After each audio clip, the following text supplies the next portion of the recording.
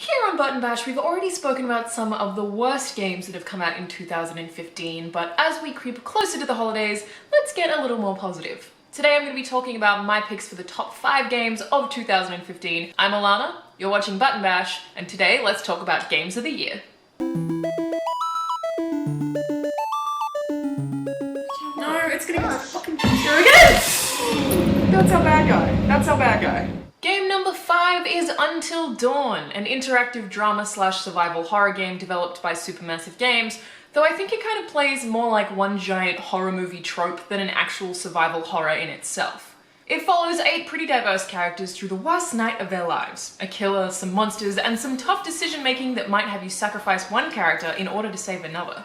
It specifically makes this list for being incredibly intense. Any choice that you make can have butterfly effect style consequences, which could totally affect a future chapter in a totally unforeseen way. For a game based around decision making, that's a lot of pressure, especially if you're trying to keep all 8 of your characters alive when there are plenty of opportunities for them to die, and in fairly unpredictable ways. Until Dawn is also brilliantly voice acted with pretty great character development, and there are lots of twists and turns along the way.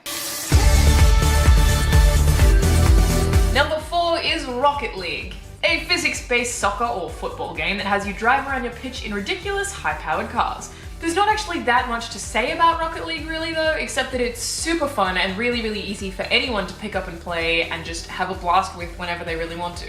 It's also just mechanically great. There's a clear understanding of floaty physics, and I seriously believe that if in some alternate universe car soccer was a real thing, Rocket League is almost exactly how it would play, maybe just with a little less gravity. Our top 3 is where it gets really hard, and I've changed my mind about the order of this so many times, but I'm going to stick with it. So number 3 is Metal Gear Solid 5 Phantom Pain. It's a game that both encourages and rewards creative approaches towards missions in a way that few games do. Stealth is of course a staple in the MGS franchise, but if you prefer to infiltrate an enemy base with your guns blazing, you absolutely can, as long as you're smart enough to know how to avoid getting ambushed. Maybe take down a comms tower first, or plant some mines if you can. The Phantom Pain does have its fair share of flaws, but for the most part it's genuinely thrilling to play, and you'll walk away from it with a myriad of stories or memories that are totally unique to you because you could approach something completely different to how somebody else would have. I highly recommend it specifically to people who like open world games. Number 2, and this is where it gets really super hard, and I'm still not really sure about this. Can I give 2 games first place? No. Okay, I gotta stick with this. It's Fallout 4. Fallout 4 is Bethesda's latest addition to their open-world action RPG series, largely set in post-apocalyptic wasteland where almost everything wants to kill you. Yay! I think Fallout 4 actually really particularly shines in its exploration. The narrative, while it is better than Fallout 3's and does contain a genuinely good twist which is almost unheard of for a Bethesda game, doesn't really matter in comparison to exploring Boston, the city that's tried to piece itself back together after a huge nuclear explosion 200 years prior. And it is a treat to explore. The map is littered with surprises and secrets, each which helps to build a genuinely culturally rich world. But beyond that, it's also very harsh, and to me that just makes the exploration even more appealing.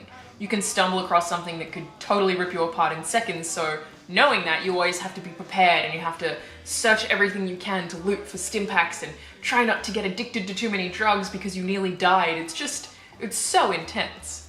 And my top game of 2015 is, drumroll please, The Witcher 3 Wild Hunt.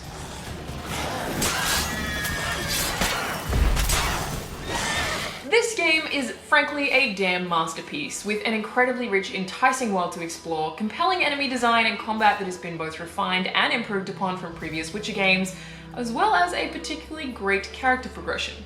It edged above Fallout 4 for me in this decision-making process by doing some of the same things that Fallout 4 does, but just slightly better. The weapons and armor crafting is a lot more extensive, the story is kind of more developed and mature, and consequences for the decisions you make feel a lot weightier, whereas in Fallout sometimes they only really affect that one specific quest you're doing. Disregarding Fallout though, The Witcher 3 is diverse, surprising, thought-provoking, and incredibly beautiful all wrapped into one. It's one of the best RPGs I've ever played, as well as being one of the best open world games I've ever played, both for totally different reasons.